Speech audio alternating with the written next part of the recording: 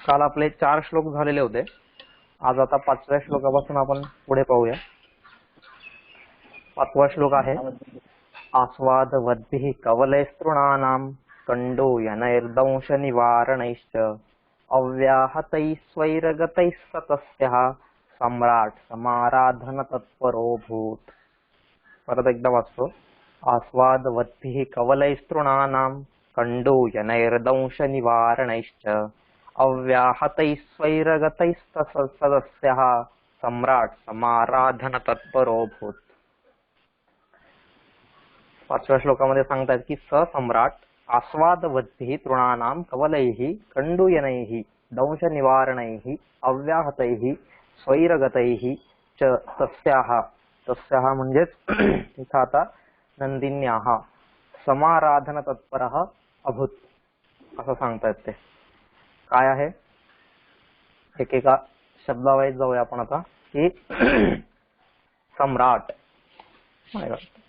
सम्राट म्हणजेच तो राजा, सार्वभौम राजा. आस्वादवद्भिः म्हणजेच जे एकदम रसयुक्त आहेत, स्वादयुक्त आहेत, नाही का, ज्यांच्यामध्ये एक प्रकारची गोडी आहे, अशा गोडी असलेल्या, स्वादयुक्त असलेल्या, रसयुक्त असलेल्या तृणानाम कवलैः तृण म्हणजे गवत आणि कवल म्हणजेच घास. तर त्या गवताच्या घासांनी म्हणजे जे रसयुक्त आहे गवत, अशा गवताच्या घासांनी. तर सम्राट आस्वादवद्भिः तृणानां कवलैः कण्डूयनैः. कण्डूयन म्हणजेच कण्डूय म्हणजे खाजवणे, आपण खाजवतो ना, ते खाजवणे. कण्डूयनैः म्हणजे खाजवून. दंश निवारणैः म्हणजेच त्या तिथे जो पण काही दंश होत असेल, आता इथं दंश या शब्दाचा अर्थ थोडा माशा या अर्थात घ्यायचा आपण, की जसं गायी जाते तर गायीच्या अंगावरती माशा बसत असतात, नाही का, जंगलामध्ये काय जंगली माशा असतील, तर जे काय असतील, तर त्या माशा बसतायत. तर त्या सगळ्या माशांना तिथून आपण दूर. तर त्या माशा त्याला म्हणतात दंश. इथं दंश या शब्दाचा अर्थ माशा असा होतोय. ठीक आहे. म्हणजे त्या माशांना हकलून, निवारणैः त्यांचं निवारण करून, म्हणजे माशांना हकलून. अव्याहतैः स्वैरगतैः अव्याहतैः म्हणजे कुठेही न थांबता, न काहीही करता, नाही का, सतत पुढे पुढे जाणारी. आणि कशी जाणारी? स्वैरगतैः म्हणजे स्वतःच्या गतीने, स्वतःला वाटेल तिकडे स्वच्छंदपणे विहरणारी अशी ती. हे सगळे त्या गायीची लक्षण आहेत. तस्याः म्हणजे त्या गायीची, नाही का, त्या गायीची समाराधन तत्परोऽभूत. तत्परः अभूत.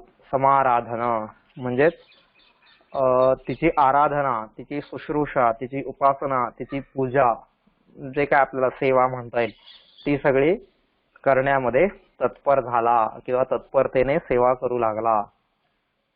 समाराधन तत्परोऽभूत असा आहे. एकदा संपूर्ण श्लोकाचा अर्थ सांगतो. तो सार्वभौम राजा तिला म्हणजेच त्या गायीला स्वादयुक्त गवताचे घास देऊन, नाही का, म्हणजेच रसयुक्त, स्वादयुक्त, आपण वेगवेगळे शब्द इथे वापरू शकतो, अशा रसरशीत गवताचे घास देऊन पुढे काय म्हणतायत, तिला खाजवून. कण्डूयनैः तिला खाजवून. त्यानंतर तिच्या अंगावरील माशा हकलून किंवा उडवून किंवा त्यांना, त्या माशांना दूर करून, त्या गायीच्या अंगावरती ज्या काही माशा उडत असतील त्यांना दूर करून पुढे काय म्हणतायत, आणि स्वच्छंदपणे तिला जिकडे वाटेल तिकडे जाऊन देऊन, नाही का, तिची इच्छा जिथे असेल तिथं तो तिला जाऊन देत होता. आणि अशा प्रकारे खूप तत्परतेने, नाही का, तत्पर अभूत, खूप तत्परतेने समाराधन त्या गायीची तो काय करू लागला, तस्याः त्या गायीची सेवा करू लागला, शुश्रूषा करू लागला, उपासना करू लागला, पूजा करू लागला, भक्ती करू लागला, काही म्हणू शकतो आपण इथं. सगळ्यांचे अर्थ एकच घ्यायचे तिथं, की तो तिच्या शुश्रूषेमध्ये, तिच्या सेवेमध्ये राजा तल्लीन झाला, हेच त्यांना इथं थोडक्यात सांगायचंय. ठीक आहे. आता काय काय आहे की सगळ्यात पहिलं त्यांनी सांगितलेलं आहे की सम्राट असा एक शब्द आहे. आता सम्राट, सम्राट या शब्दाचा अर्थ नेमका कसा होतो की सम्राट म्हणजे सम्राट सम्राट या शब्दाचा अर्थ होतो की सुंदर आहे की येनेष्टम राजसूयेन मंडलस्तेश्वरस्य शास्त्री यश्चाज्ञया राज्ञः सम्राट असं त्याला म्हटलेलं आहे. म्हणजेच काय की येनेष्टम राजसूयेन म्हणजे ज्याने राजसूय यज्ञ केलेला आहे, पहिली गोष्ट. त्यानंतर काय, जो मंडलाचा म्हणजे जे काय मांडलिक राजे असतील, इतर जे कोणी असतील त्याच्या हाताखाली, त्या सगळ्यांचा जो स्वामी आहे ईश्वर, त्या सगळ्यांचा जो स्वामी झालेला आहे, त्याच्या आधिपत्याखाली सगळे राजे राज्य करत आहेत.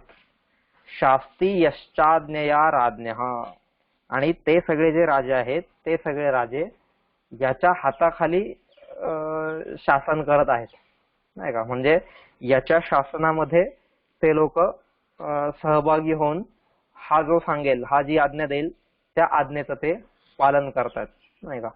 असा जो असेल त्याला सम्राट म्हणलेले.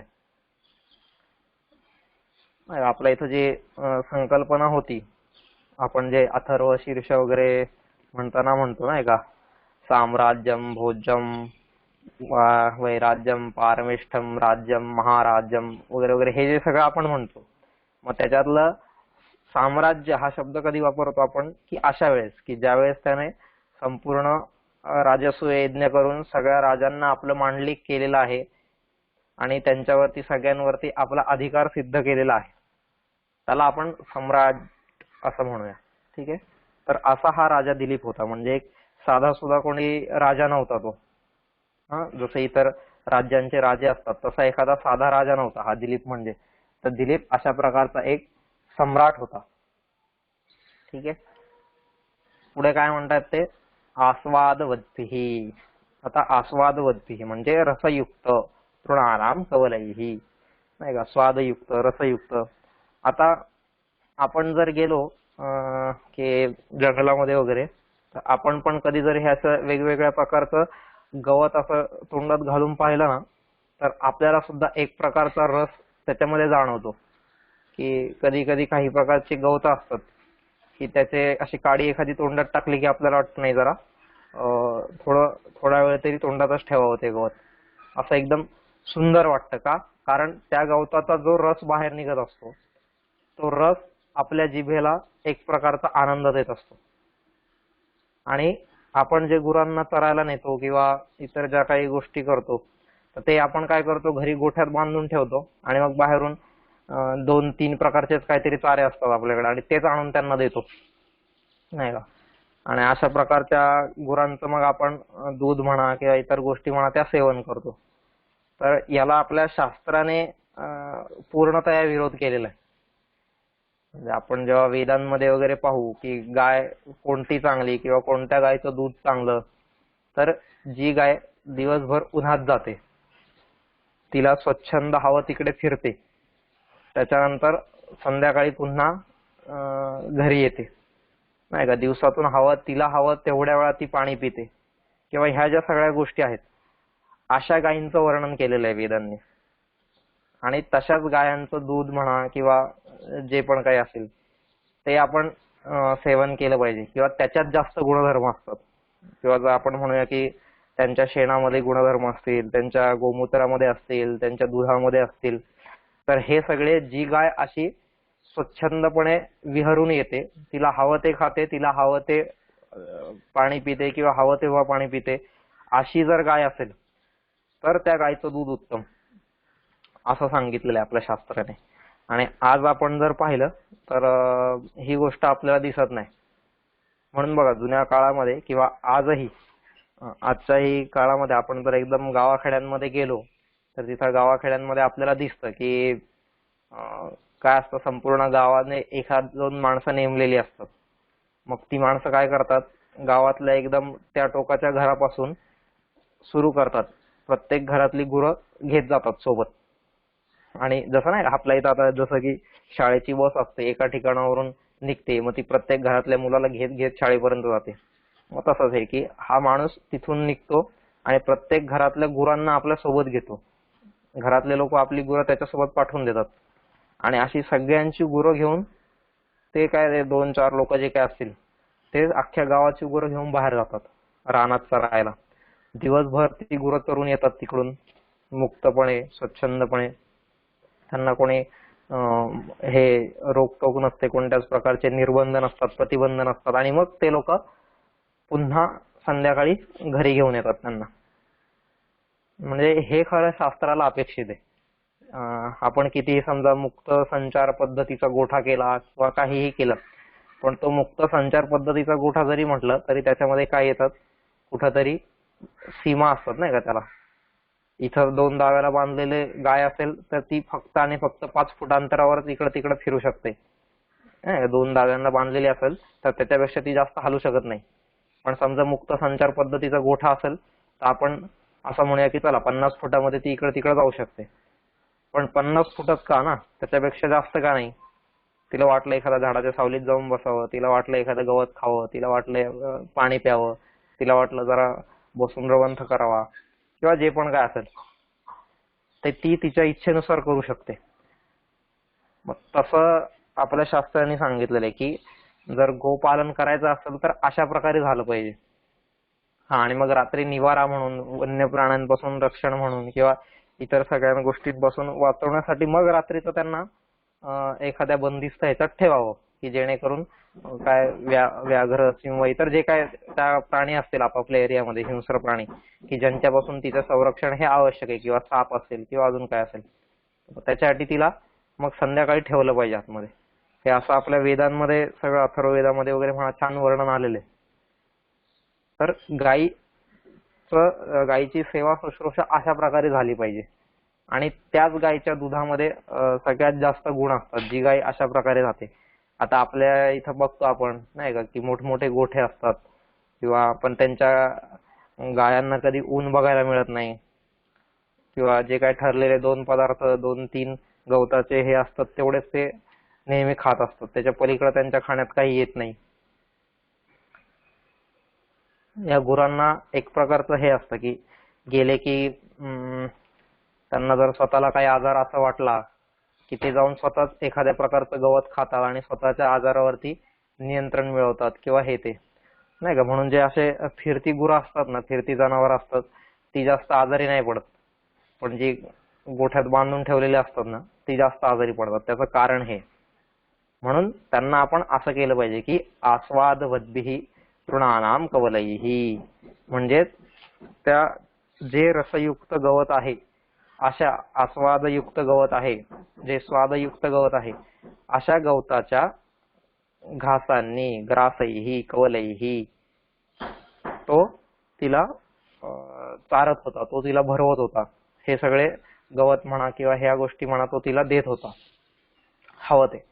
त्याच्यानंतर पुढे म्हणतायत की कंडूयनैः दंश निवारणैः, नाही का. आता तो काय करत होता, तिला मध्ये मध्ये खाजवत पण होता नाही का. आता आपण बघतो की गाया काय करतात किंवा गुरं, कोणती पण गुरं असतील तर त्यांचं कसं असतं की ते लोक स्वतःच्या ह्याच्यानुसार त्यांना जिथे वाटेल तिथं मग पायाने खाजवतील, शेपटीने खाजवतील, शिंगाने खाजवतील किंवा असं वेगवेगळ्या प्रकारे.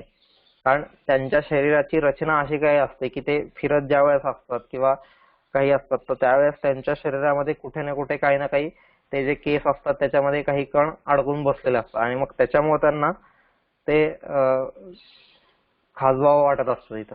आणि म्हणून मग राजा काय करायचा की ते पण त्या गायीला कष्ट नकोत म्हणून तो स्वतःच त्या गायीच्या पाठीवरती म्हणा, काय कुठं पायावरती, जिथं पण त्याला वाटत असेल डोक्यावरती, तिथं तो लगेच खाजवायचा. ठीक आहे. कंडूयनैः म्हणजेच खर्जनैः. आता पुढे ते म्हणतायत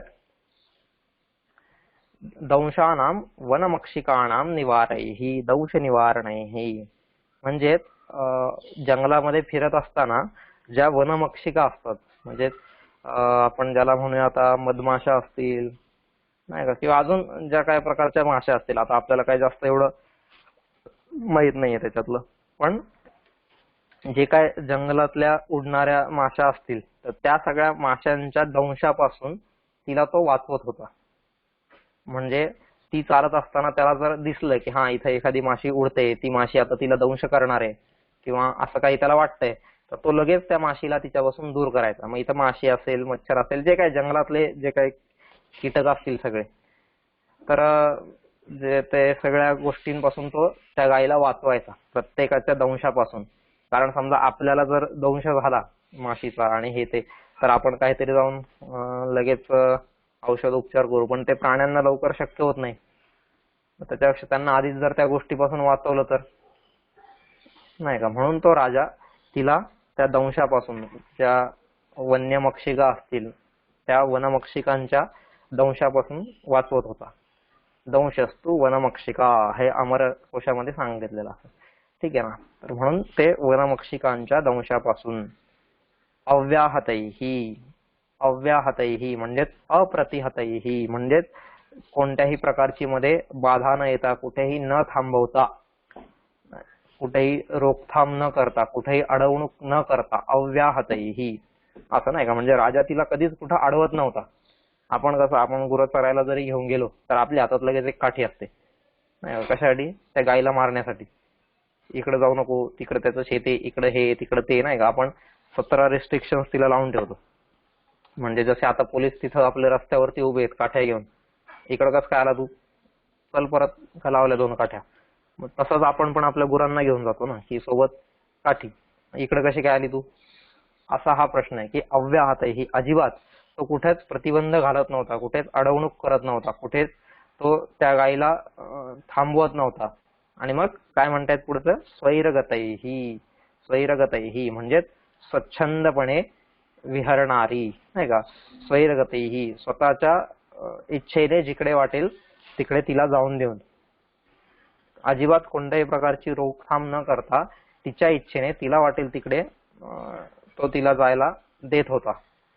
अशा त्या गायीची, तस्याहा म्हणजे तिला अशी स्वच्छंद विहरणारी, मग जिच्या अंगावरच्या माशा हाकललेल्या आहेत, जिला खाजवलेलं आहे, जिला रसयुक्त गवताच्या घासांनी त्या राजाने भरवलेला आहे, किंवा सगळ्या गोष्टी आहेत, तर अशा त्या गायीची, तस्याहा समाराधन तत्परोभूत, अशा त्या गायीची तत्परतेने शुश्रूषा करू लागला, सेवा करू लागला. आता तत्परतेने सेवा करू लागला का बरं असं म्हटलेलं इथं, कारण आपण जर मागच्या श्लोकामध्ये पाहिलं, मागच्या म्हणजे त्याच्या आधीच्या होतं मला वाटतं का ते, की पृथ्वीप्रमाणे 4थ्या श्लोकामध्ये होता, की जणू काही ती काय करतोय तो, की त्या पृथ्वीची एक प्रकारे रक्षा करतोय नाही का. उर्वीम इव जुगोप 3ऱ्या श्लोकामध्ये मला वाटतं, त्या पृथ्वीप्रमाणे तो तिची सेवा करत होता. जणू काही तो एखाद्या गायीची सेवा करत नाहीये, तर तो गायीच्या रूपामध्ये गोरूप धरामी उर्वीम नाही का, त्या गोरूप धारण केलेल्या पृथ्वीप्रमाणे तो तिचं संरक्षण करत होता. म्हणजे त्याच्या डोक्यात पण कुठंतरी होतं की मी काही एखाद्या गायीची सेवा करत नाहीये, तर मी कोणाची सेवा करतोय, या पृथ्वीची सेवा करतोय, ही गोष्ट त्याच्या डोक्यात होती. आणि म्हणूनच तो काय करत होता, की त्या गायीची तेवढ्याच तत्परतेने सेवा करण्यामध्ये तल्लीन झाला होता, रत झालेला होता, तत्पर झालेला होता नाही का. तत्पर, तत्पर म्हणजेच काय, की त्याच्यासाठी तीच गोष्ट सगळ्यात श्रेष्ठ आहे. तत्पर म्हणजे त्याच्याहून अजून दुसरी कोणतीही गोष्ट त्याच्यासाठी श्रेष्ठ नाहीये असं. म्हणून त्या गोष्टीमध्ये म्हणजे नाही ना, त्याच्यासाठी आता सगळं राज्य म्हणा, त्याची पत्नी म्हणा, त्याचं इतर जे कोणी असतील, गुरु असतील, सगळे लोक, सगळे विषय शास्त्र असेल, सगळं डोक्यातून गेलेले. आणि त्याच्या डोक्यामध्ये आता काय झालेलं आहे, फक्त आणि फक्त त्या गायची सेवा, एवढाच विषय घेऊन तो तिथून निघालेला आहे. आणि म्हणजे किती ज्याला आपण म्हणूया की ही आपल्या रघुवंशी राजांची महानता होती, की एवढा मोठा सार्वभौम असलेला असा सम्राट, आणि तो सम्राट काय करतोय, तर एका गायीच्या मागे तिच्या सेवेमध्ये रत झालेला आहे. आणि सेवेमध्ये रत पण कशा प्रकारे झालेला आहे, तर हा अशा प्रकारे रत झालेला आहे की एकदम क्षणोक्षण तिच्या मागोमाग असतो चाललेला आहे, नाही का. पुढच्या श्लोकात येईल आता की कसं कसं आहे. एकदा परत या श्लोकाचा अर्थ सांगतो की तो सार्वभौम राजा त्या गायीला स्वादयुक्त गवतांचे कवळ म्हणजेच घास देऊन, तिला खाजवून, तिच्या अंगावरील माशांना हाकलून देऊन, त्यानंतर तिला स्वच्छंद वाटेल तिकडे फिरून देऊन, तिला कुठेही न रोकथाम करता तिच्या सेवेमध्ये तत्परतेने रत झाला. ठीक आहे, तिची सेवा करू लागला, शुश्रूषा करू लागला. असा हा सुंदर, म्हणजे सेवा कशा प्रकारे व्हायला पाहिजे, नाही का, हे सगळं आता या आपल्याला गेल्या 2-4 श्लोकांमध्ये ह्याच सगळ्या गोष्टी कळत आहेत की मी एखाद्याच्या सेवेमध्ये ज्यावेळेस रत होईल, एखाद्याच्या शुश्रूषेमध्ये ज्यावेळेस रत होईल, त्यावेळेस मला कसं असलं पाहिजे, तर अशा प्रकारे झालं पाहिजे, नाही का. कालिदासानेच त्याचं शाकुंतलम नावाचं नाटक आहे, त्या शाकुंतलम नावाच्या नाटकामध्ये जेव्हा शकुंतला ही तिच्या पतिगृही जाणार असते, तर शकुंतला पतिगृही जाताना तिचे जे वडील असतात कण्व ऋषी, ते कण्व ऋषी तिला सांगतात की काय काय कर, कसं कसं तुझं जीवन जग वगैरे, असं ते छान सगळा तो 4था अंक आहे त्याच्यातला. म्हणजे असं म्हटलं जातं की काव्येषु नाटकम रम्यम तत्र रम्या शकुंतला तत्रापि च 4थो अंक तत्र श्लोक चतुष्टयम, असं म्हटलंय की काव्येषु नाटकम रम्यम म्हणजे जगामध्ये जेवढी पण काही काव्याचे प्रकार असतील, नाही का, नाटक असेल, महाकाव्य असेल, लघुकाव्य असेल, कविता असेल, स्तोत्र असेल, सुक्त असेल, किंवा अजून पण जे काही काव्यांचे जेवढे पण प्रकार असतील, गद्य असेल, नाही का, मग कथा असेल, आख्यायिका असेल, इतर जे पण काही प्रकार असतील, त्या सर्व प्रकारांमध्ये काव्येषु नाटकम रम्यम, सगळ्यात रम्य जर प्रकार कोणता असेल काव्यांमधला, तर तो आहे नाटक. काव्येषु नाटकम रम्यम तत्र रम्या शकुंतला. ह्या नाटकांमध्ये सुद्धा सगळ्यात जर रम्य नाटक कोणतं असेल, सगळ्यात मनोहारी, सगळ्यात सुंदर असं जर कोणतं नाटक असेल, तर ते आहे कालिदासाचं अभिज्ञान शाकुंतलम, हे नाटक आहे. आणि त्याच्यामध्ये पण काय म्हणतात की काव्येषु नाटकम रम्यम तत्र रम्या शकुंतला तत्रापि च 4था अंक. शाकुंतलम तर सुंदरच आहे, पण त्या शाकुंतलम मध्ये सुद्धा तत्रापि च 4था अंक, त्याच्यामध्ये 7 अंक आहेत एकूण, पण त्या 7 अंकांपैकी सुद्धा सगळ्यात सुंदर जर अंक कोणता असेल, तर तो म्हणजे 4था अंक आहे. ज्या 4थ्या अंकामध्ये हे येते सगळं की शकुंतला तिच्या पतिगृही तिची बोळवण चाललेली असते, ती विदाई चाललेली असते, हा तो सगळा पाठवणी चाललेली असते, हा तो सगळा 4था अंक आहे. आणि तत्र श्लोक चतुष्टयम, नाही का, 4था अंक तर सुंदरच आहे, पण त्या 4थ्या अंकामध्ये सुद्धा एक 4 श्लोक आहेत. 4थ्या अंकामध्ये एकूण मला वाटतं काहीतरी खूप म्हणजे 35 श्लोक असतील, 30-35, पण त्याच्यापैकी पण हे जे 4 श्लोक आहेत, हे 4 श्लोक अतिशय सुंदर आहेत, असं आहे. तत्रापि च 4था अंक तत्र श्लोक चतुष्टयम, त्याच्यामध्ये सुद्धा हे 4 श्लोक अतिशय सुंदर आहेत. आणि मग त्या 4 श्लोकांपैकी एक श्लोक असा आहे की शुश्रूषस्व गुरुन् कुरु प्रियसखीं वृत्तिं सपत्नी जने भर्तुर्विप्रकृतापि रोषणतया मास्म प्रतीपंगम भूयिष्ठां भव दक्षिणा परिजने भाग्येश्वनुत्सेकिनी यांतेवं गृहिणी पदम युवतयोः वामाक्लस्यादयः.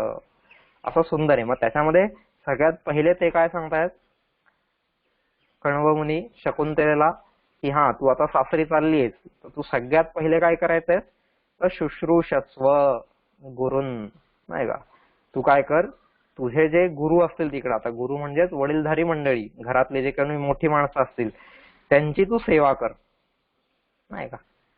त्यांची सेवा कर. मग ती सेवा कशा प्रकारे करायची आहे की अशा प्रकारे एकदम तत्परतेने, नाही का, त्यांच्या सेवेमध्ये तू अशा प्रकारे तत्पर झाली पाहिजेस, नाही का, नुसतीच सेवा कर असं नाहीये. हा, आता सेवा करायची म्हणजे काय, आता इथं जसं राजा सेवा करतोय की नाही, त्या गायीला हवं तसं पाहिजे तसं सगळ्या गोष्टी करतोय, मग तसंच आहे, तू पण काय करायचंय, तुझ्या गुरुजनांना हवं तसं पाहिजे तसं त्याप्रमाणे तू तिथं वागायचंय, नाही का, त्याला खऱ्या अर्थानं सेवा म्हणतात. ओके, मग तीच सेवा आता इथं हे सगळं सेवेचं व्रत, त्याचं महात्म्य किंवा म्हणूया आपण की आपल्या संस्कृतीने कशा प्रकारे सांगितलेलं आहे हे इथं कालिदासाने नकळत आपल्यापर्यंत पोहोचवलेलं आहे. ठीक आहे, सुंदर श्लोक आहेत हे सगळे. आता पुढे आहे स्थितस्थितामुच्चरितः प्रयातां निषेदुषी मासन बंध धीरः जलाभिलाषी जलमाददानां छायेवतां भूपतिरन्वगच्छत्. 6वा श्लोक आहे हा दुसऱ्या सर्गातला. स्थितस्थितामुच्चलितप्रयातां निषेदुषीमासनबन्धधीरः जलाभिलाषी जलमाददानां छायेवतां भूपतिरन्वगच्छत्. असा सुंदर हा पण म्हणजे सेवा त्या राजाने कशी सेवा केली आपण अशी कधी कल्पना तरी करू शकतो का, नाही का, की अशा प्रकारची सेवा त्या राजाने तिथं केलेली.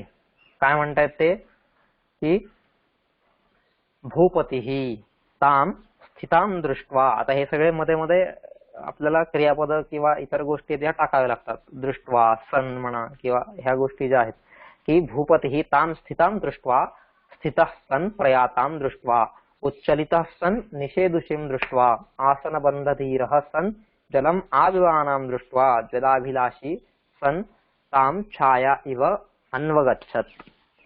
असं ते म्हणतायत की सुंदर आहे की भूपतीना स्थिता स्थितेन प्रयाता उच्चलितेन निषेदुषी आसनबन्धधीरेण जलम आददाना जलाभिलाषिणा स्वतःसा छाया इव अन्वगम्यत. अशा प्रकारे तो त्या गायीच्या मागे गेलेला आहे. सुंदर सांगतात ते की नंदिनी यदा चलितुम आरेभे तदा दिलीपोपी ताम अनुजगाम यदा सा चलनात विरराम नृपोपी तदा विरराम यदा सा यदा निशसाद तदा राजापि निशसाद सा प्रथमं जलं पपौ नृपः पश्चात् सलिलं पिबत किं बहुना स्वभूपतिः सदा छायेव ताम अनुजगाम इति सरलार्थ. असं म्हणजे सुंदर ह्याच्यामध्ये त्यांनी सांगितले की अशा प्रकारे राजा तिच्या मागे गेला. कशा प्रकारे गेला किंवा काय, तर म्हणतात भूपतीही. भूपती म्हणजे भूमीचा पती, जो भूमीचा राजा आहे असा भूमीचा पती. भूपती म्हणजेच राजा, राजा दिलीप. ताम स्थिताम, ताम म्हणजे ते आता गायचं ही सगळे विशेषण आहेत. ताम स्थिताम म्हणजे ती उभी राहिली गाय, नाही का, तिच्या आता क्रिया सांगतात की ती गाय उभी राहिली. ताम स्थिताम स्थितः म्हणजे ती गाय जर उभी राहिली तर राजा सुद्धा काय व्हायचा, उभा राहायचा, एका ठिकाणी उभा राहायचा, नाही का. गायला वाटलं एखाद्या ठिकाणी उभी राहिली आणि बघते, निहाळते इकडं तिकडं, मग त्यावेळेस तो राजा सुद्धा काय करायचा, तिथंच उभा राहायचा. हा, स्थितः स्थिताम म्हणजे ताम स्थिताम स्थितः, ती उभी राहिली की उभा राहायचा. प्रयाताम उच्चलितः म्हणजे ती चालू लागली, प्रयाताम म्हणजे जाणे, नाही का, ती चालू लागली, ती पुढे जाऊ लागली की हा सुद्धा उच्चलित, हा सुद्धा मागून चालायला लागायचा लगेच. निषेदुषीम म्हणजे ती बसली तर आसनबंध धीर, तर हा सुद्धा धीर राजा जो होता तो सुद्धा काय करायचा, बसायचा. ठीक आहे. निषेदुषीम आसनबंध धीर, तो सुद्धा आसनामध्ये बांधला जायचा म्हणजेच बसायचा. जलम आददानाम म्हणजे ज्यावेळेस ती पाणी प्यायची, नाही का, ती ज्यावेळेस पाणी प्यायची त्यावेळेस जलाभिलाषी, त्यावेळेसच हा सुद्धा काय करायचा, पाण्याची इच्छा करायचा, म्हणजेच हा सुद्धा त्याच वेळेस पाणी प्यायचा. जोपर्यंत ती पाणी प्यायची नाही तोपर्यंत हा सुद्धा पाणी प्यायचा नाही. ठीक आहे. छायेव ताम अन्वगच्छत. आणि अशा प्रकारे हा जो राजा होता, हा राजा काय झाला, तिच्या मागे, त्या गायीच्या मागे कशा प्रकारे गेला, तर छायेव म्हणजे सावलीप्रमाणे, ज्याप्रमाणे माझ्या मागे माझी सावली जाते की नाही, तर त्याचप्रमाणे तो सुद्धा त्या गायीच्या मागे गेला. असं सुंदर इथे एक उपमा दिलेली परत, छाया इव अन्वगच्छत, नाही का, सावलीप्रमाणे म्हणजे उपमा बघा, कालिदासाच्या प्रत्येक श्लोकामध्ये उपमा येते. आता आपण काही इथं साहित्यशास्त्रीय दृष्ट्या म्हणा किंवा अलंकारशास्त्र किंवा काव्यशास्त्राच्या दृष्टीने, ज्याला आपण एस्थेटिक्स म्हणूया किंवा पोएटिक्स म्हणूया, ह्यांच्या दृष्टीने आपण हे काय सगळं बघत नाहीये, किंवा व्याकरण किंवा इतर काय. आपण फक्त आणि फक्त आपल्या भारतीय संस्कृतीचा दृष्टिकोन काय आहे ह्या दृष्टीने आपण इथं बघतोय. त्याच्यामुळे मग इथं काय अलंकार आहे, काय छंद आहे, काय रीती आहे, काय गुण आहे, काय वृत्ती आहे, नाही का, काय रस आहे, ह्या सगळ्या गोष्टी आपण इथं पाहत नाहीये. जेव्हा आपण सिलेबस म्हणून अभ्यासाला घेतो, मग तिथं आपल्याला ह्या प्रकारची उत्तरं लिहायला लागतात म्हणून आपण तिथं तसा अभ्यास करतो. पण ह्या अभ्यासानंतर माझा एक काहीतरी माझ्या जीवनाकडे दृष्टिकोन उभा राहतोय का, माझ्या संस्कृतीप्रती माझी काही ओढ निर्माण होते का, तिच्यातल्या काही गर्भित गोष्टी मला समजतायत का, आणि त्यानुसार त्या गोष्टी मी माझ्या जीवनात आणून तसा करण्याचा प्रयत्न करतोय का, ह्या दृष्टीने आपण हा सगळा अभ्यास करतोय. ठीक आहे. तर किती सुंदर आहे ते, की तो राजा काय करायचा, ती उभी राहिली की तो उभा राहायचा, ती बसली की तो बसायचा, ती चालू लागली की तो चालू लागायचा, ती पाणी प्यायली की तो पाणी प्यायचा. म्हणजेच इतकी सेवा कोण कोणाची करू शकेल. म्हणजे खरंच हे सेवा करणं किंवा ह्या ज्या गोष्टी आहेत ना, ह्या रघुवंशी राजांनीच कराव्यात असं बऱ्याचदा वाटतं. असं की कोणत्याही ह्याच्यात पाहिलं ना, आता आपण पुढे पण जेव्हा जाऊ, पाचव्या सर्गामध्ये येईल रघु राजाचं वर्णन आहे सुंदर, की कशा प्रकारे माझ्याकडे जर एखादा काहीतरी मागायला आलेला आहे तर त्याला मी कशा प्रकारे हे केलं पाहिजे. सुंदर वर्णन आहे. त्याच्यानंतर पुढं रामाचं पण वर्णन येतं, लक्ष्मणाचं वर्णन येतंय. अशा वेगवेगळ्या ह्यांच्यामध्ये स्टेज आहेत की कशा प्रकारे कोणी कोणी कशी कशी सेवा केलेली आहे. हे सेवेचं व्रत घेऊन उभे राहिलेले हे लोक आहेत, नाही का. आम्ही ते काय बरं पुस्तकाचं नाव, पंचवटी नावाचं एक पुस्तक होतं आम्हाला हिंदी. तर त्या पंचवटी पुस्तकामध्ये मला वाटतं मैथिली शरण गुप्तांचंच होतं ते, कदाचित आठवत नाही मला आता कोण होते त्याचे लेखक, हिंदीमध्ये होतं ते. तर त्याच्यामध्ये लक्ष्मण जो आहे तो लक्ष्मण रामाची सेवा कशा प्रकारे करतो असं ते खूप वर्णन त्याचं केलेलं आहे त्यांनी.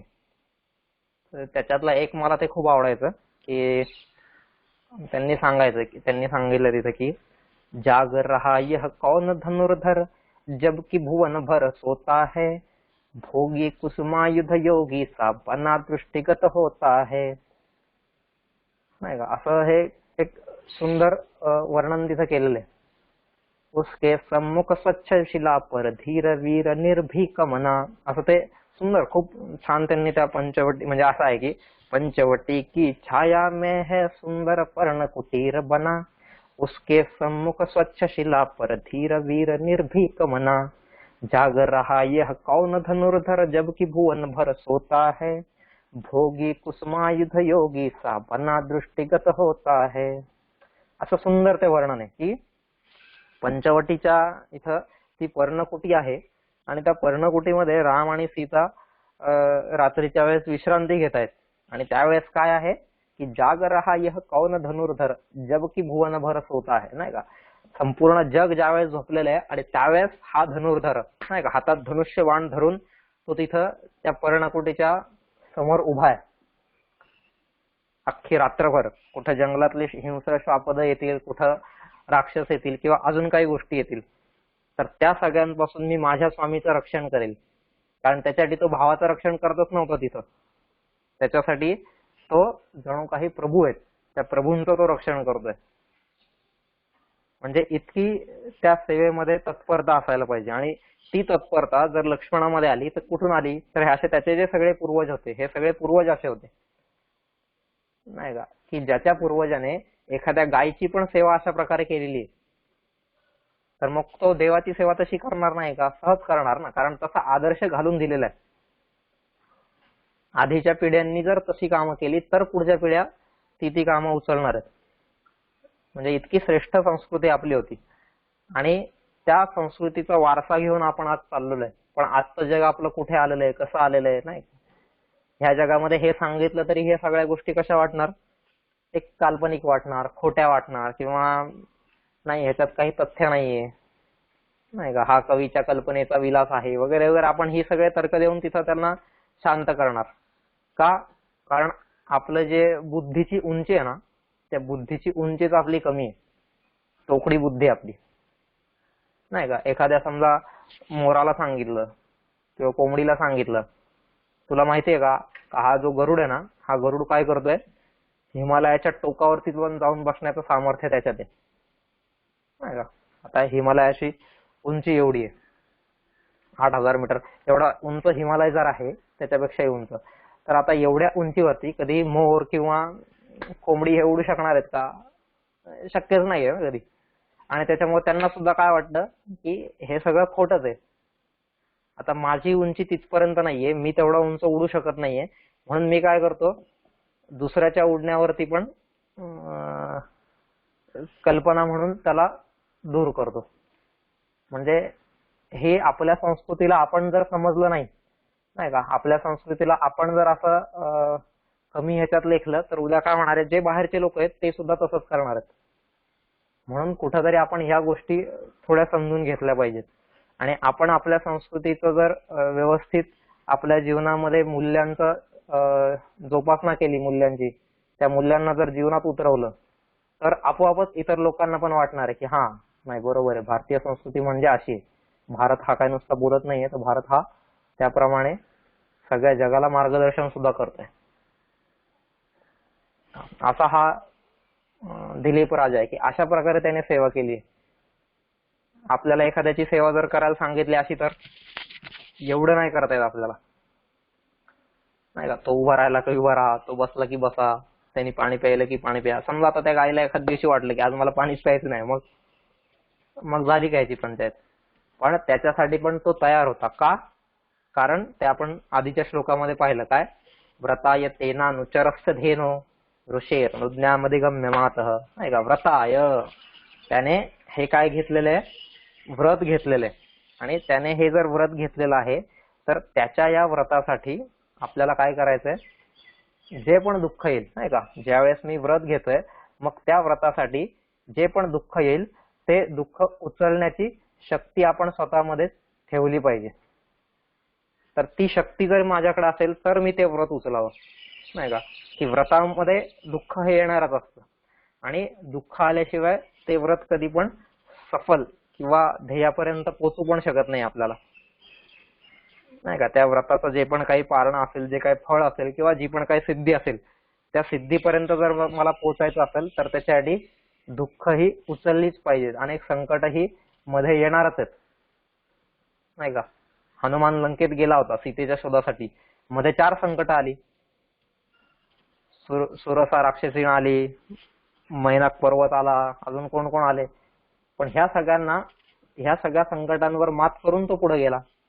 किंवा तसंच इकडं पण आहे, हिमालयात गेला पर्वत आणायला, ते संजीवनी आणायला, तिकडं पण तेच झालं की त्याच्या रस्त्यामध्ये वेगवेगळी संकट आली, पण त्या सगळ्या संकटांवरती मात करून तो त्याच्या ध्येयापर्यंत पोहोचलेला आहे, नाही का. उचललेलं व्रत जेव्हा असतं, त्याच्या उचललेल्या व्रतामध्ये आलेल्या संकटांवर मात करून मला समोर जाता आलं पाहिजे. त्याला खऱ्या व्रत घेणं असं म्हणतात, नाही का. आणि त्याला खरं व्रती म्हणतात. व्रती म्हणजे कोण आहे, नाही का. व्रती म्हणजे ज्याने व्रत घेतलेला आहे तो व्रती, ठीक आहे. म्हणजे ज्याच्याकडे ज्ञान आहे तो जसा ज्ञानी, नाही का, तसंच ज्याच्याकडे व्रत आहे, ज्याने व्रत उचललेलं आहे तो व्रती. आणि मग ज्यावेळेस मी व्रत उचललेलं आहे एखादं, मग त्या व्रतामध्ये मला कितीही प्रकारची संकट येऊ, कितीही प्रकारची विघ्न येऊ, कितीही प्रकारचे काही येऊ, नाही का. आज मी एखादं व्रत घेतो की हा मी दर महिन्याला असं असं करेल, पण ते व्रत घेतल्यानंतर मी ते व्रत किती प्रकारे पाळतो, नाही का. नाही मग काहीतरी झालं मध्येच, नाही मग आज ह्याचा वाढदिवस होता म्हणून मी आज काही ही गोष्ट केली नाही, नाही मग आज त्याची परीक्षा होती म्हणून मी ही गोष्ट केली नाही, त्याला व्रती नाही म्हणत. जेव्हा व्रत उचलतो जो माणूस, तर तो काही झालं तरी ते पूर्णच करतो. म्हणजे रावण जो आहे ना, रावणाचं एक सुंदर, म्हणजे पुष्पदंत नावाचा एक कवी आहे. त्या पुष्पदंत नावाच्या कवीने शिवमहिम्ना नावाचं स्तोत्र लिहिलेलं आहे. आणि त्या शिवमहिम्ना नावाच्या स्तोत्रामध्ये एक, मला वाटतं काहीतरी 11वा श्लोक वगैरे आहे त्यातला, लक्षात नाही आता मला, पण 11वा असावा, की त्याच्यामध्ये सुंदर त्याचं वर्णन केलेलं आहे की कशा प्रकारे जर व्रत घेतलेलं असेल आपण, तर ते व्रत कशा प्रकारे पूर्ण केलं पाहिजे. की अयत्नादापाद्य त्रिभुवनमवैरव्यतिकरम दशास्यो यद्बाहू नभृतरणकंडू परवशान शिरः पद्मश्रेणी रचित चरणांभोरुहबले स्थिरायास्तद्भक्ते स्त्रिपुरहर विस्फुरजितमिदम. असं सुंदर त्याचं वर्णन केलं की एवढी भक्ती कदाचितच जगामध्ये कोणी केलेली असेल, एवढी तत्परतेने, तन्मयतेने जे काही व्रत उचललेलं असेल त्याच्यामध्ये इतक्या तत्परतेने तो तिथं टिकून राहिलेला अशा जगामध्ये क्वचितच लोक असतील. आणि त्यांचा शिरोमणी म्हणजे हा रावण आहे, नाही का. रावणामध्ये इतर सगळे दुर्गुण होते, सगळ्या गोष्टी होत्या, पण ते कमी होते. नाही का. आणि बऱ्याचदा असं आपल्या जीवनात होतं की आपल्या जीवनामध्ये 100 सद्गुण असतात, पण त्या 100 सद्गुणांवरती भारी पडणारा एखादा 101वा दुर्गुण असतो की त्याच्यामुळे आपल्या सगळ्या 100 गुणांवरती पांघरून पडतं, ते गुण झाकले जातात. आणि तीच गोष्ट इथं रावणाच्या जीवनात पण झाली, नाही का. ज्याने वेदांना स्वर दिले आहेत असा हा रावण आहे, नाही का. ज्याने तीनही देवांना प्रसन्न करून घेतलेलं आहे, म्हणजे ब्रह्मा विष्णू महेश तिघांनाही प्रसन्न करून घेतलेलं आहे, नाही का. ज्याने अख्खा कैलास पर्वत हलवला होता आणि शंकर सुद्धा घाबरला होता, किंवा अजून काही ज्याने इंद्राला जिंकलेलं होतं. सगळ्या सगळ्या अशा गोष्टी होत्या. असा सगळा तो रावण होता. म्हणजे पराक्रमाने पण, बुद्धीने पण, शक्तीने पण, प्रत्येक गोष्टीने तो होता. आणि एवढंच नाही तर भक्तीने सुद्धा, की त्याची भक्ती कशी आहे, शंकर काय आपोआप प्रसन्न झाला का त्याला, नाही. ते एक सुंदर आहे की अयत्नादापाद्य त्रिभुवनमवैरव्यतिकरम दशास्यो यद्बाहून अवृत रणकंडू परवशान शिरः पद्मश्रेणी रचित चरणांभोरुहवले स्थिरायास्तद्भक्ते स्फुरहर विस्फुरजितमिदम. की रावण एकदा भगवान शंकराच्या उपासनेसाठी बसलेला होता, शंकरांना प्रसन्न करून घेण्यासाठी. आणि त्यावेळेस त्याने असंच एक व्रत घेतलं होतं की मी काय करणार, हे शंकरांची उपासना करत असताना त्यांना 100 जी कमळाची फुलं आहेत ती 100 नाही सॉरी 1000 कमळांची फुलं शंकरांना अर्पण करणार, असा त्यांनी प्रण घेतलेला होता. आणि आता जे काय असेल त्याची अडी, मग त्याने सेवकांना सांगितलं असेल किंवा स्वतः आणायला गेला असेल, आपल्याला त्या गोष्टींमध्ये पडायचं नाही. कुठून पण त्याने ती 1000 फुलं ज्यावेळेस आणली आणि तो पूजेला बसला, आणि पूजा त्याची काय उपासना, जे काय व्रत त्याचं होतं, जी काय अर्चना त्याची सुरू होती, वंदन, आता त्याच्यामध्ये त्याने एक एक कमळाचं फुल वाहत गेला. आणि शेवटचं फुल जेव्हा त्याने वाहिलं तेव्हा त्याच्या लक्षात आलं की हे तर 999 झालेले, एक फुल इथं कमी पडलंय कमळाचं. मग आता काय करावं, आता एक फुल कमी पडलंय म्हणल्यावर आपल्या काय म्हणणार, जाऊन दे ना, कमळाची एक 999 आणली, एखादं झेंडूचं टाकून देऊ मध्ये, काय फरक पडतोय, नाही का. एखादं गुलाबाचं टाकू, जे काय उपलब्ध असेल. आता परत कोण तिकडे जाणार कमळाचं आणायला, काय हे ते, आपण आता साधा विचार करणार. पण त्यांनी तसं केलं नाही, की त्याने काय केलं, आता शास्त्रांचा पंडित होता, सगळे शास्त्र जाणणारा होता, की जसं आपण म्हणतो शिरकमल, नेत्रकमल, चरणकमल, हस्तकमल, नाही का, हे सगळे कमळ आहेत. की आता ही सगळी एक प्रकारची कमळ आहेत की ज्याचं शिर भगवंताच्या विचारांमध्ये आहे, ज्याच्या डोक्यामध्ये कायम आणि कायम फक्त आणि फक्त देवाचं चिंतन मनन आहे, नाही का, परब्रह्माच्या चिंतनामध्ये जो लीन आहे. मग त्याचं जे शिर आहे त्याचं शिर हे आपोआपच कमळ होणारच ना.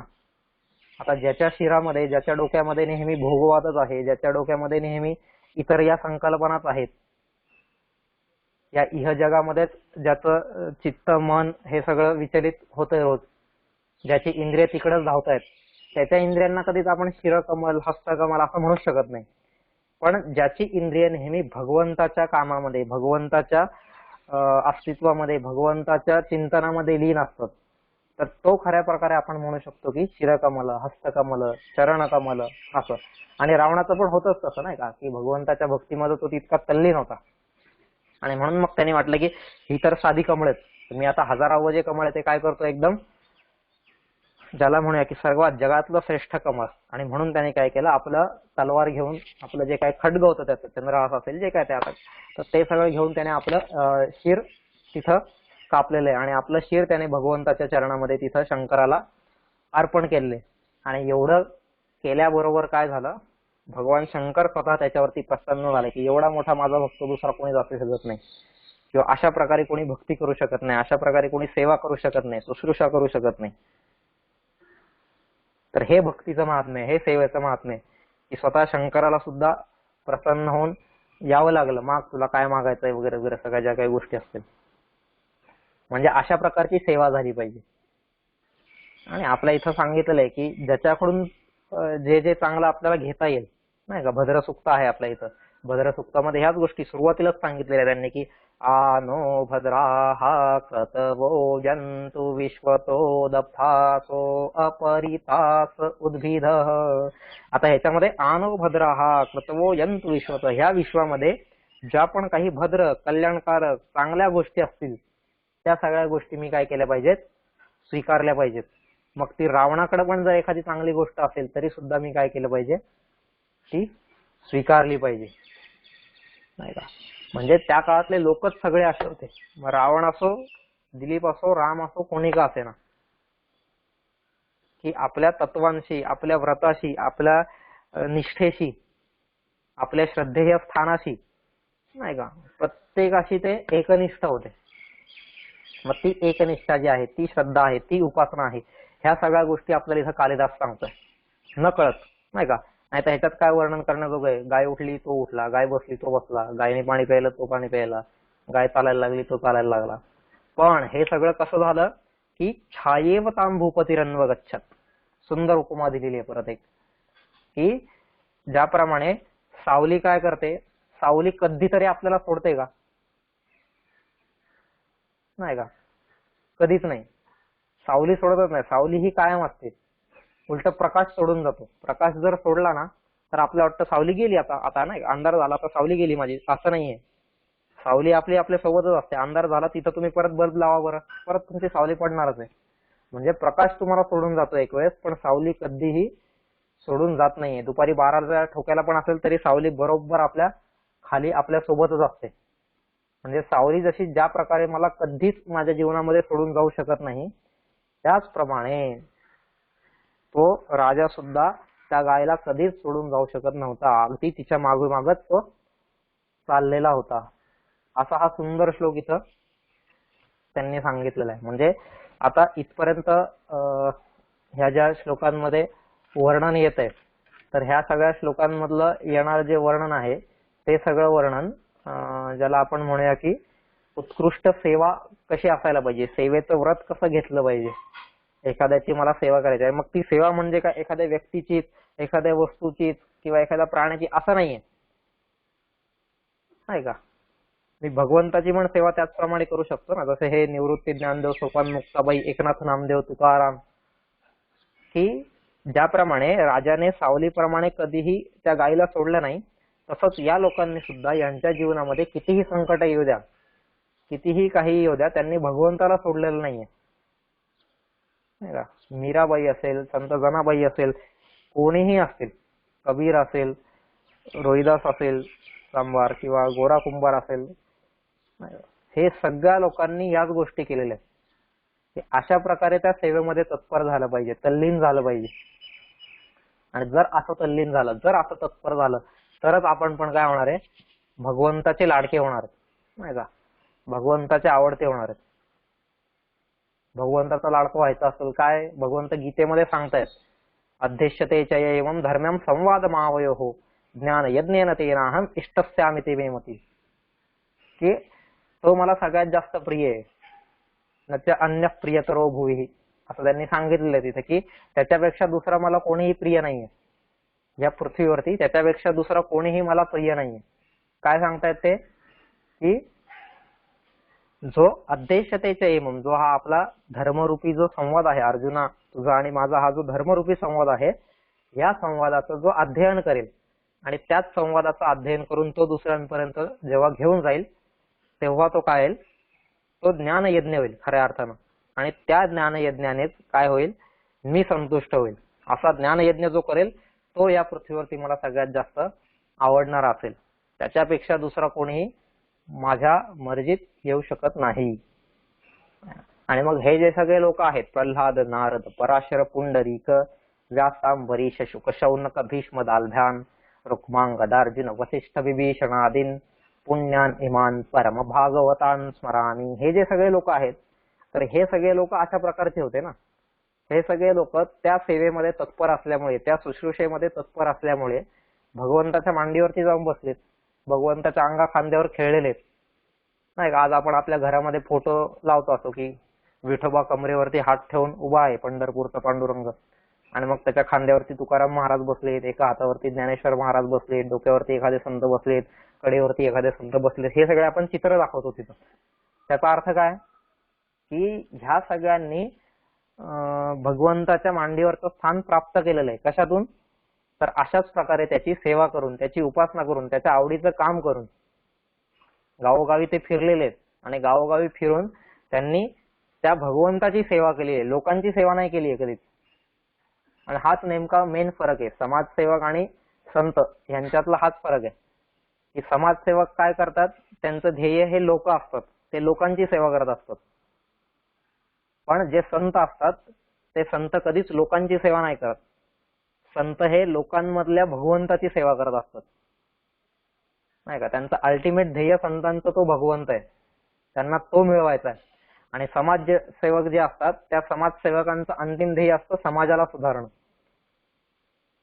नाही का. त्याच्यामुळे मला जर सेवा करायचीच आहे तर अशी यक्कश्चित एखाद्याची करण्यापेक्षा मी काय करेल, सरळ ती जी चिद शक्ती आहे, नाही का, त्या चिद शक्तीचं मी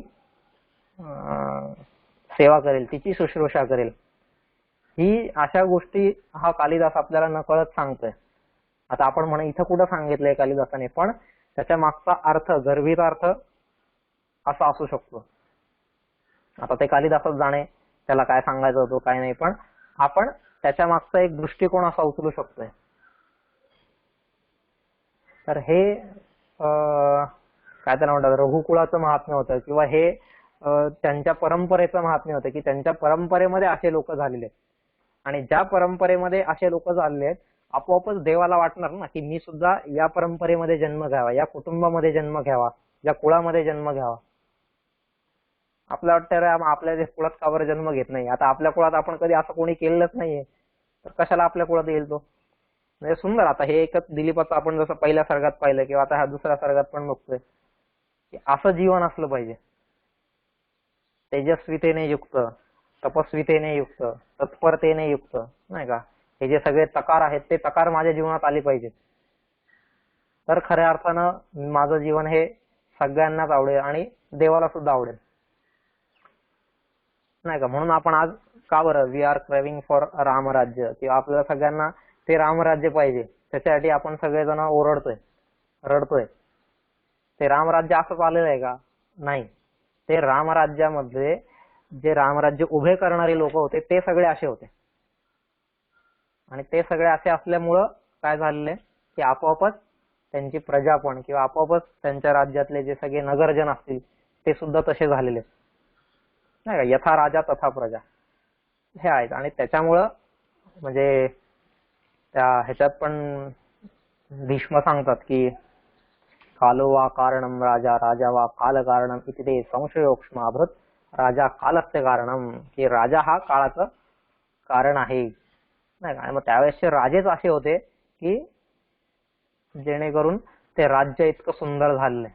म्हणून आजही आपल्याला वाटतं की तसं सगळं छान हवं होतं. आणि आपल्याला वाटतं की नाही, हे सगळं कसं घासून पुसून स्वच्छ करून ठेवलेली जी भांडी आहेत त्याच्या प्रकारे हे सगळं वाल्मिकींनी लिहून ठेवलेलं आहे, नाही का. आपल्या घरी पाहुणे येतात त्या दिवशी आपण सगळं घर चकाचक आवरून ठेवतो. पाहुणे गेले का दुसऱ्या दिवशी परत हा कचरा सगळा तसाच असतो. पाहुणे आले की एकदम मग काचेचे ग्लास काढणार, वेगवेगळे ट्रेज काढणार, काय काय सगळ्या गोष्टी आपण, नाही का, एकदम सोपस्कार सगळे करणार की हा असं वाटणार बापरे हा तर रोज असा राहतोय. पण पाहुणा निघून गेला की मग परत घराची अवस्था आपल्या आहे ती आहेच. मग तसं माझ्या जीवनात नाही झालं पाहिजे. आणि तसंच वाल्मिकींनी सुद्धा केलेलं नाहीये. त्यांनी काय हे फक्त वर्णन तिथं पुस्तकात करून ठेवलेलं असं नाहीये, तर ते तसं त्या काळामध्ये होतं, नाही का. रामायण झाल्यानंतर वाल्मिकींनी ते लिहिलेलं आहे. त्यांनी हे जे सगळं वर्णन केलेलं ते आधी असं असं झालेलं आहे आणि मग मी ते लिहिलेलं आहे, असं ते रामायण होतं किंवा असे त्या काळातले लोक होते. असो, तो विषय नाही आपला. पण शुश्रूषा किंवा सेवा ती अशा प्रकारे झाली पाहिजे. कशी? छायेव ताम भूपतिरन्वगच्छत, अगदी सावलीप्रमाणे, की ती सावली कधीही माझी साथ सोडत नाहीये, नाही का. असं मला आलं पाहिजे.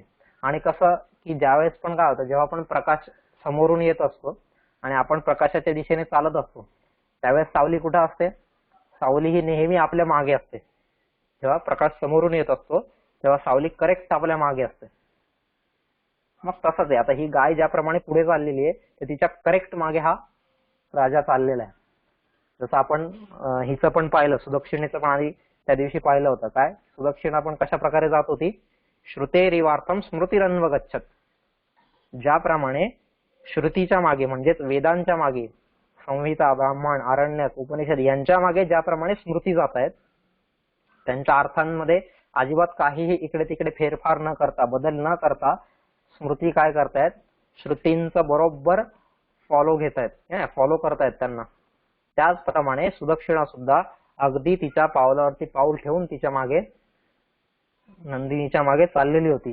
असं सुंदर वर्णन यांनी केलं की सेवा करायची तर सुदक्षिणा आणि दिलीपाने ज्याप्रमाणे नंदिनीची सेवा केली त्याप्रमाणे आपण सुद्धा सेवा केली पाहिजे. म्हणजे हे सेवेचं एक प्रकारचं व्रत आहे, उपासना. सेवा म्हणजेच सेवा असा अर्थ नका घेऊ, कारण सेवा हा अर्थ घेतला आपण की आपल्या डोक्यात परत थोडासा वेगळा एक जो साचा तयार झालेला आहे तो येतो, नाही का, आणि मग ते परत त्या सामाजिकतेकडे वळतं सेवा हा शब्द.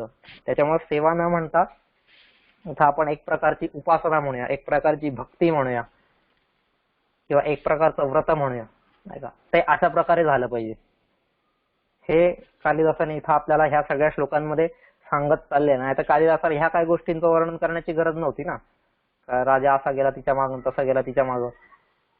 कालिदास काही इथं कथा सांगायला बसलाय का? जसे कथाकार असतात ना, मग रंगवून रंगवून सांगतात एकदम कथा, का त्याच्यातून त्यांना पैसे मिळणार होते किंवा अजून काय होतं. नाही, त्याला कालिदासाला ह्याच्यातून काय करायचं होतं, आपलं जीवन उभं करायचं होतं, आपली संस्कृती आपल्यापर्यंत पोहोचवायची होती, आणि म्हणून त्यांनी हे सगळ्या गोष्टी लिहिलेल्या आहेत. ठीक आहे. तर अशा प्रकारे हा दुसरा पण दुसरा नाही, आता कितवा झाला आपला, 6वा श्लोक झाला. परत एकदा त्याचा अर्थ सांगतो. स्थितस्थितामुच्चरित प्रयाता निषेधुषीमासन बद्धधीर स्थितस्थितामुच्चरित प्रयातां निषेधुषीमासन बद्धधीर जलाभिलाषी जलमाददानां छायेवतां भूपतिरन्वगच्छत.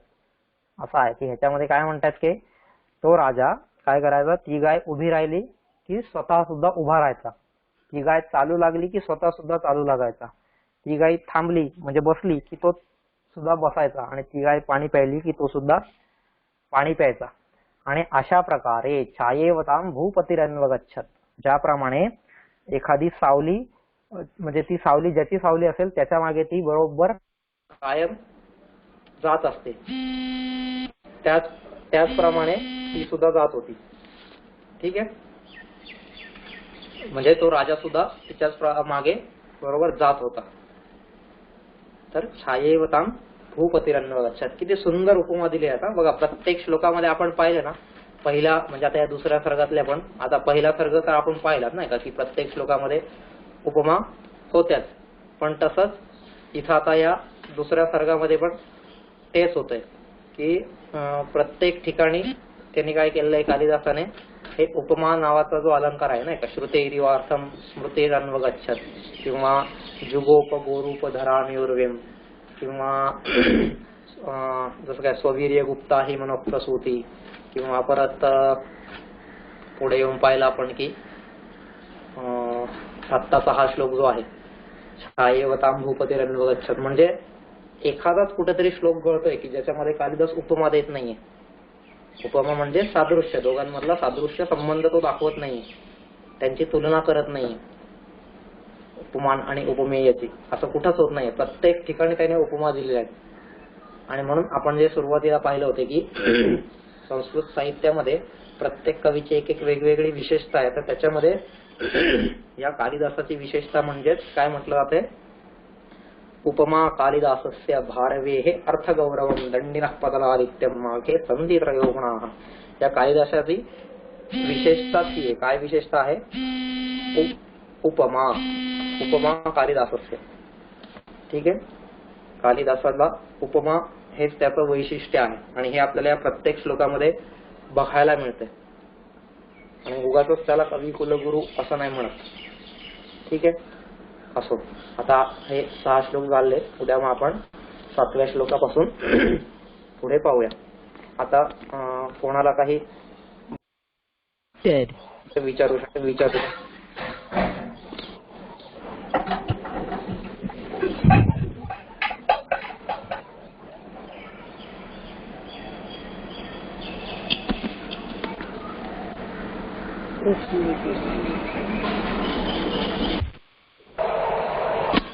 काय नाहीये कोणाला?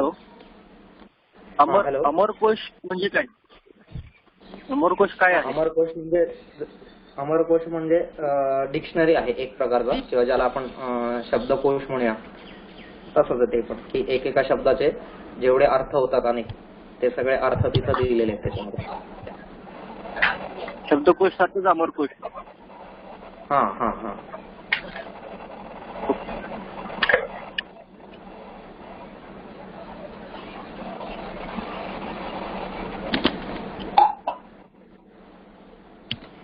ठीक आहे, मग भेटूया आपण उद्या सकाळी परत 8 वाजता 7व्या श्लोकापासून पुढे सुरुवात करूया. चला, धन्यवाद. Thank you sir.